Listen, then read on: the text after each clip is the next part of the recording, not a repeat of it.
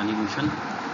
Nervous system के तीसरे part की वीडियो में पिछले दो वीडियो में हमने नर्व्स न्यूरोबिलिया के बारे में पढ़ा, उनके टाइप्स के बारे में पढ़ा, न्यूरॉन के स्ट्रक्चर के बारे में, माइल शीट के बारे में पढ़ा, एक्सोनल ट्रांसपोर्ट। अब इस वीडियो में तंत्रिकाओं के रासायनिक संगठन की स्टडी करेंगे। Chemical composition of nerves. विश्राम अवस्था में तंत्रिकाएं क्षारीय प्रकार की होती है तथा सक्रिय अवस्था में अम्लीय प्रकार की होती है। ग्रे मैटर में जल की मात्रा अधिक जबकि ठोस की मात्रा कम, जबकि व्हाइट मैटर में जल की मात्रा कम जबकि ठोस की मात्रा अधिक होती है। मैं पिछले वीडियो में बता चुका हूँ।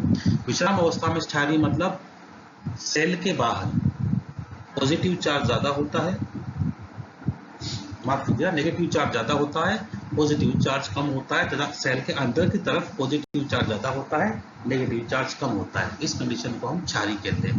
पर जब एक्टिव अवस्था में होता है तो उसका जस्ट बिल्कुल अपोजिट हो जाता है, बाहर की तरफ नेगेटिव चार्ज ज्यादा हो जाता है, अंदर की तरफ पॉजिटिव चार्ज ज्यादा हो जाता है। इसलिए हम कहते हैं विश्राम अवस्था में तंत्रिका क्षारीय होती है, जबकि सक्रिय अवस्था में ये अम्लीय होती है। इनमें कोलेस्ट्रॉल व फॉस्फोलिपिड की मात्राएं अधिक पाई जाती है। दूसरा पदार्थ ग्रे मैटर में जल की मात्रा अधिक होती है जबकि ठोस की पदार्थ कम। ग्रे मैटर हमने आपको समझाया, जब माइलिन शीट चारों तरफ पाए जाए तो उसको हम कहेंगे व्हाइट, उसका रंग व्हाइट नजर आता है, इसलिए उसको व्हाइट मैटर कहते हैं। और ग्रे मैटर जिसमें माइलिन शीट एब्सेंट। अगर हम बात करते हैं ग्रे मैटर श्वेत पदार्थ की केमिकल कंपोजिशन की, तो वाटर 84%, श्वेत पदार्थ में वाटर 70%, सॉलिड 16%, इसमें सॉलिड 30% पाया जाता है। प्रोटीन की मात्रा यहाँ 8%, वहाँ 30%। प्रोटीन के अंदर ग्लोबुलिन, न्यूक्लियोप्रोटीन तथा न्यूरोकेरेटिन पाया जाता है, जबकि श्वेत पदार्थ में प्रोटीन के रूप में ग्लोबुलिन, न्यूक्लियोप्रोटीन और न्यूरोकेरेटिन पाया जाता है, जो समान होता है। ग्रे मैटर में फैट जो होता है वो 4% होता है, जबकि व्हाइट मैटर में फैट अधिक पाया जाता है, जो कि जिसकी मात्रा 13.5% होती है।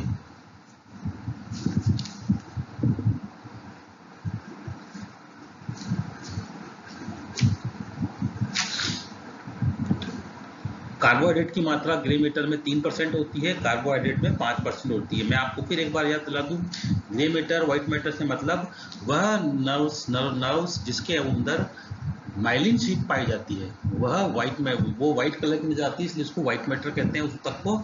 और जिनमें माइलिन शीट एब्सेंट होती है वह ग्रे या दूसरा रंग की नजर आती है, इसलिए उनको हम ग्रे मैटर कहते हैं। कार्बोहाइड्रेट ग्रे मैटर में 3% होता है, जबकि कार्बोहाइड्रेट श्वेत मैटर में 5% होता है। कार्बोहाइड्रेट टाइप्स के बारे में सेरिब्रोसाइड पाया जाता है, ग्लूकोज और ग्लाइकोजन पाए जाते हैं, जो कि व्हाइट मैटर में भी वही पाए जाते हैं। अगर हम इनऑर्गेनिक साल्ट की बात की जाए तो वाइट ग्रे मैटर में 0.8% इनऑर्गेनिक साल्ट पाया जाता है, जिसमें पोटेशियम, सोडियम, कैल्शियम पाया जाता है, और इसी प्रकार समान मात्रा में ही व्हाइट मैटर में पाया जाता है। अगर एक्सट्रैक्टिव की बात की जाए, traces, NH3, lactic acid, creatine, phosphate, adenyl pyrophosphate और सेम ही व्हाइट मैटर के अंदर पाया जाता है। तो इस तरह हम देख सकते हैं चार्ट के द्वारा कि भले ग्रे मैटर और व्हाइट मैटर के केमिकल कंपोजिशन में थोड़ी बहुत डिफरेंसेस पाई जाती है। अब हम न्यूरॉन्स के टाइप की बात करें। नर्व सेल्स के प्रकार कितने प्रकार के होते हैं, इनको डिफरेंट बेसिस के आधार पर डिफरेंट प्रकार रखा गया है। सबसे पहला हम इसका आधार विभाजन का होता है वह प्रवर्धों की संख्या के आधार पर, on the basis of the number of process. प्रवर्धक कौन से, जो डेंड्राइट एक्सोन निकले होते हैं उनके आधार पर, उनकी संख्या होती है, उनके आधार पर उनको हम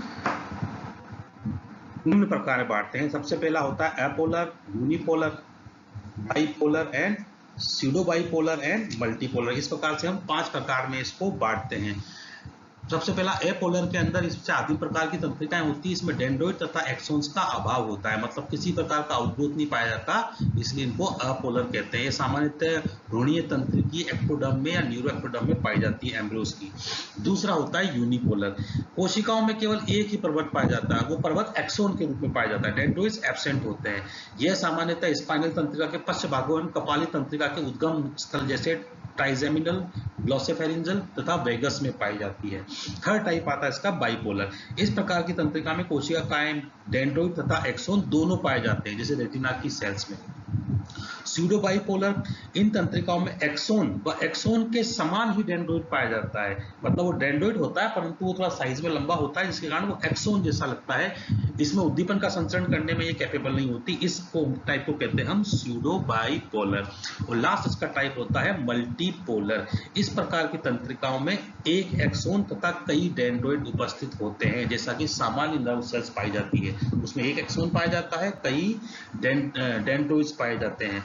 डेंड्रोइड्स में आपको बता चुका हूं, डेंड्रोइड्स एक संख्या एक से अधिक होती है, सेल बॉडी से अटैच रहते हैं, जो नर्व इंपल्स को सेल बॉडी की तरफ लाते हैं, तथा एक्सोन्स सेल बॉडी से नर्व इंपल्स को दूर ले जाते हैं, दूसरी कोशिका नर्व कोशिका तक ले जाते हैं। ये दोनों में अंतर होता है। डायग्राम बात करते हैं। मल्टीपोलर न्यूरॉन जो सामान्यतः हमने पढ़ी थी, एक सेल बॉडी पाई जाती है जिसमें ऊपर की तरफ डेंड्रोइड से नीचे एक एक्सोन निकला हुआ है। बाइपोलर न्यूरॉन में मैंने बताया दोनों तरफ डेंड्रोइड, एक तरफ डेंड्रोइड्स पाया जाता है, एक तरफ एक्सोन पाया जाता है, परंतु डेंड्रोइड्स भी एक्सोन के समान लंबा होता है और एक ही डेंड्रोइड पाया जाता है, इसलिए हमको बाइपोलर कहते हैं। इसके लिए सूडो बाइपोलर टाइप भी यूज करते हैं। और बाइपोलर के अंदर एक डेंड्रोइड और एक एक्सोन पाया जाता है। सूडो बाई, ये जो डायग्राम दिखाया गया है वो सूडो बाइपोलर का। यूनिपोलर न्यूरॉन में हम देख सकते हैं कि उसके अंदर सेल बॉडी में सिर्फ एक्सोन पाया जाता है, डेंड्रोइड एब्सेंट रहते हैं। अब इसका भौतिकी के आधार पर on the basis of histology neuron दो प्रकार के होते हैं। एक मेडुलेटेड मतलब माइलिन युक्त, दूसरे नॉन मेडुलेटेड माइलिन विहीन। थोड़ी देर पहले मैंने बताया था इन न्यूरॉन मेडुलेटेड, इन न्यूरॉन में माइलिन का आवरण पाया जाता है। इस आवरण के कारण ये व्हाइट रंग की होती है, इसे श्वेत तंत्रिकाएं कहते हैं और इनसे जो ऊतक बनता है इनको हम व्हाइट मैटर कहते हैं, इसलिए हमको है मेडुलेटेड कहते हैं। माइलिन विहीन या नॉन मेडुलेटेड, इस न्यूरॉन में माइलिन का आवरण एब्सेंट होता है। वो आवरण की अनुपस्थिति के कारण ये धूसर या ग्रे कलर की रहती है, इसलिए इनको हम ग्रे नर्व्स कहते हैं। इनसे जो ऊतक बनता है नर्व टिश्यू, उसको हम कहते हैं grey matter. On the basis of chemical secretion, रासायनिक श्रवण के आधार पर भी न्यूरॉन्स को बांटा जाता है। चार प्रकार की होती है। पहला एंड्रोजेनिक नर्व, दूसरा cholinergic nerve, peptidergic nerve and aminergic nerve. Adrenergic तंत्रिका या एड्रीनर्जिक नर्व में यह तंत्रिका एड्रेनलिन के समान रसायनों का श्रवण करती है, जैसे सिंपैथाइन। कोलिनर्जिक नर्व ये तंत्रिकाएं एसिटिल कोलाइन के समान रसायनों का श्रवण करती है। पेप्टिनर्जिक नर्व ये तंत्रिकाएं पेप्टाइड या प्रोटीन प्रकृति के रसायनों का स्राव करती है। और एमिनर्जिक नर्व ये तंत्रिकाएं बायोजेनिक एमीन का स्राव करती है। मतलब जिस तरह का ये सीक्रेशन करती है तंत्रिकाएं, उन्हीं के आधार पर इनका नाम रखा गया है एड्रीनर्जिक, कोलिनर्जिक, पेप्टिनर्जिक एंड एमिनर्जिक नर्व्स। इसका क्लासिफिकेशन का on the basis of physiology या तारीखी के आधार पर इनका जो वर्गीकरण किया गया। इसमें भी चार प्रकार की होती है, सेंसरी या एफरेंट, मोटर या efferent, interneuron and neurosecretory neuron. तो पहला हम लेते हैं संवेदी या अभिवाही तंत्रिकाएं, सेंसरी या एफरेंट न्यूरॉन। ये तंत्रिकाएं उद्दीपनों को ग्राही अंगों से केंद्रीय तंत्रिका तंत्र की ओर ले जाती है। मतलब ये तंत्रिका क्या काम करती है? ग्राही अंग जैसे कि हमारे सेंस ऑर्गन जितने भी होते हैं, नाक है, कान है या कोई भी रिसेप्टर हो गया, वहां से नर्व इंपल्स को सेंट्रल नर्वस सिस्टम की ओर ले जाती है।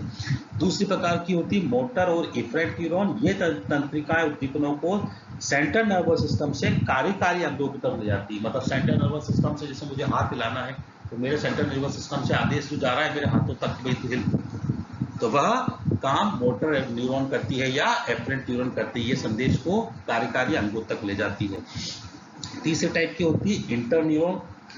यह न्यूरॉन संवेदी व चालक तंत्रिकाओं के मध्य पाई जाती है तथा ये संवेदनाओं को अनेक दिशाओं में प्रवाहित कर सकती है। मतलब सेंसरी और मोटर न्यूरॉन के बीच में जो इन दोनों को जोड़ती है वह इंटर न्यूरॉन कहलाती है तथा इसमें दोनों तरफ सूचनाओं का संवाद हो सकता है या नर्व इंपल्स दोनों तरफ जा सकता है। चौथे टाइप की आती है न्यूरोसेक्रेटरी न्यूरॉन। ये तंत्रिकाएं न्यूरो हार्मोन्स का स्राव करती है। ऐसा लिखा गया न्यूरोसेक्रेटरी या स्राव करने वाली, तो ये न्यूरो हार्मोन का स्राव करने वाली तंत्रिका कोशिकाएं हैं। तो on the basis of physiology इनको फिर चार प्रकार में बांटा। Last on the basis of physio anatomical association, कार्य की शारीरिकी आधार पर। यह फिर चार प्रकार की होती है, somatic afferent, sorry somatic efferent, somatic afferent, visceral efferent and visceral afferent. तो पहला टाइप है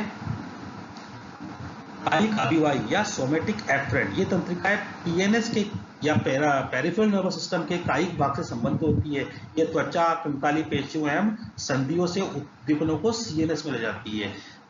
मतलब ये काम क्या करती है? ये तो पेरिफेरल नर्वस सिस्टम के सोमेटिक भाग से रिलेटेड होती है। दूसरा ये त्वचा, हमारी स्केलेटल मसल्स और जॉइंट से उद्दीपनों को सेंट्रल नर्वस सिस्टम में लेके जाती है। दूसरा होता है सोमेटिक इफरेंट। ये तंत्रिकाएं पीएनएस के कायिक भाग से रिलेटेड होती है तथा ये सीएनएस को से उद्दीपनों को कंकाली पेशियों में ले जाती है। ये बिल्कुल उसके अपोजिट काम करती है। ये सेंट्रल नर्वस सिस्टम से जो इम्पल्स है उनको स्केलेटल मसल्स तक ले जा सकती है ताकि वो जीव अपना वो काम कर सके। तीसरा टाइप है इसका विसरल एफरेंट। ये तंत्रिकाएं उद्दीपनों को रक्त वाहिनियों से आंतरांग से सीएनएस में ले जाती है। मतलब ये तंत्रिकाएं उद्दीपनों को blood vessels and internal organ से सेंट्रल नर्वस सिस्टम में ले जाती है। एंड विसरल एफरेंट, यह तंत्रिकाएं एनएस से संबंधित है। ये सीएनएस से उद्दीपनों को चिकनी पेशियों, हृदय पेशियों एवं ग्रंथियों को ले जाती है। जस्ट विसरल एफरेंट का उल्टा काम करती है। इसके अलावा मस्तिष्क में हजारों प्रकार की एसोसिएशन न्यूरॉन्स पाई जाती है। इनका नामकरण इनके खोजकर्ताओं के नाम पे रखा गया है, जैसे Purkinje cells, Renshaw cells, pyramidal cells etcetera. याद रखिएगा इन कोशिकाओं के नाम कभी कभी मल्टी ऑब्जेक्टिव सवाल में पूछा जाता है किस प्रकार की सेल्स होती है। तो यह न्यूरॉन्स का डिवाइड। न्यूरोफिजियोलॉजी। अब हम तंत्रिका कार्यकी की बात करते हैं। पहले बात करते हैं हम स्टिमुलस, क्या उद्दीपन क्या होता है। शरीर के आंतरिक एवं बाहरी वातावरण में होने वाला कोई भी परिवर्तन जो तंत्रिका पेशी को उत्तेजित करने में सक्षम होता है वह स्टिमुलस कहलाता है। मतलब शरीर के अंदर या बाहरी वातावरण में जो भी चेंज हो जिससे कि नर्व कोशिका और पेशी कोशिका उत्तेजित हो जाए, तो इस परिवर्तन को हम स्टिमुलाई या उद्दीपन कहते हैं। उद्दीपन सामान्य तीन प्रकार के होते हैं: यांत्रिक उद्दीपन, भौतिक उद्दीपन, रासायनिक और विद्युत। पहला हम यांत्रिक उद्दीपन या मैकेनिकल स्टिमुलस है, जैसे कोई ऊतक यांत्रिकी कारकों से उत्तेजनशीलता दर्शाता हो, जैसे स्पर्श करने से। भौतिक उद्दीपन विभिन्न भौतिक कारक जैसे हीट, टेम्परेचर, आर्द्रता, इनके ये भौतिक उद्दीपन की श्रेणी में आते हैं। ये हमारे नर्व्स और मसल्स को उद्दीपित करते हैं। रासायनिक उद्दीपक विभिन्न प्रकार के रासायनिक अम्ल व क्षार जो भी होते हैं वह सब रासायनिक उद्दीपन की श्रेणी में आते हैं। इलेक्ट्रिक उद्दीपन यानी कि विद्युत धारा जो जीव को उत्तेजना पैदा करती है या उन्हें इंपल्स पैदा करती है वह इलेक्ट्रिक स्टिमुलस कहलाते हैं। ये टॉपिक हमारे यहाँ खत्म होता है। इसके आगे की स्टडी हम नेक्स्ट वीडियो में। धन्यवाद।